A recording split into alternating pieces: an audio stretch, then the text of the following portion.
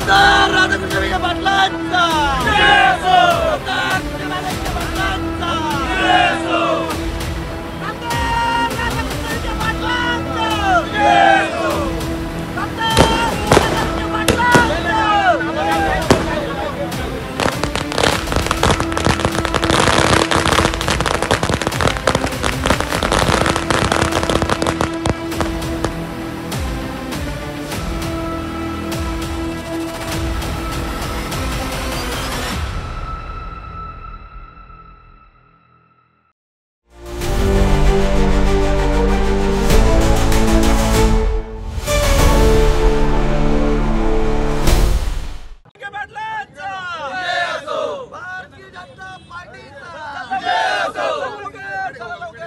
शेतकऱ्यांचा जो प्रश्न होता तो सातत्याने त्याच्या काही तांत्रिक अडचणी होत्या.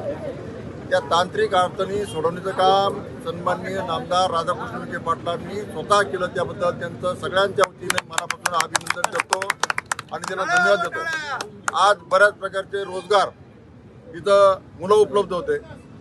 बऱ्याच दिवसापासून त्यांचा फुलाचा विक्रीचा प्रश्न होता.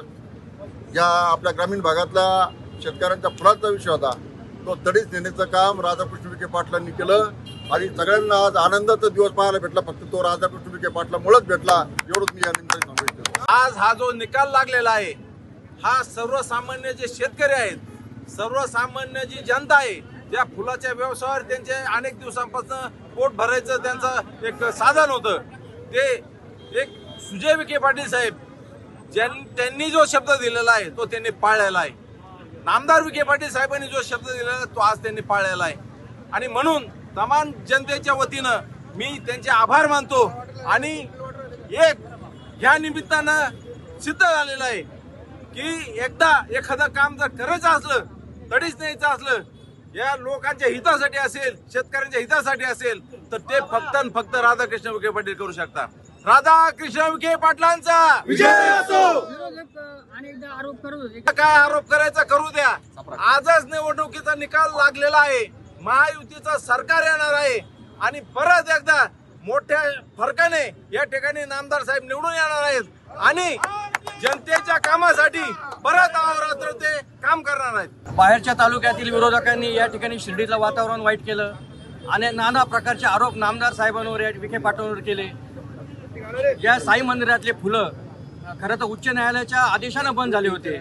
आज त्यांच्याच आदेशानं आणि सन्माननीय नामदार विखे साहेब आणि सुजयदादा यांच्या माध्यमातून हे फुलं पुनश्च चालू झाले. अशा रीतीनं हा सत्याचा विजय आहे. खऱ्या अर्थानं नामदार साहेबांना तुम्ही किती त्यांच्या चिंचोडे उडवले परंतु सर्वसामान्य जनता ही नामदार विखे साहेबांच्या बरोबर राहील, सुजयदादांच्या बरोबर राहील. कारण या ठिकाणी तुम्ही कितीही कुटील राजकारण केलं, या ठिकाणच्या तालुक्याचं कितीही तुम्ही वाईट राजकारण केलं, किती युवकांचा बुद्धिभेद केला, किती युवकांची माती फडकवली, परंतु सर्व युवक, सर्व माता भगिनी, सर्व शेतकरी समाज हा सर्व नामदार विखे साहेबांबरोबर आहे. हे पुनश्च एकदा सिद्ध झालेलं आहे आणि नामदार साहेबांची भूमिका ही सातत्यानं शेतकरी आणि व्यापाऱ्यांबरोबर राहिली हे याच्यातून सिद्ध झालं.